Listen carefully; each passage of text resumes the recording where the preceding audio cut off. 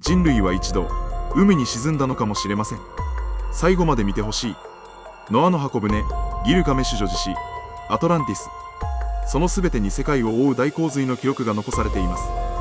古代メソポタミアの粘土板には、神々が洪水を起こし人類を滅ぼしたという物語。それが後に聖書のノアの箱舟として受け継がれたと言われています。一方で地質学の研究でも約1万2000年前、急激な海面上昇が起きたヤングアドリアス紀の痕跡が世界中で確認されています。つまり神話と科学が同じ時代の出来事を語っている可能性があるんです。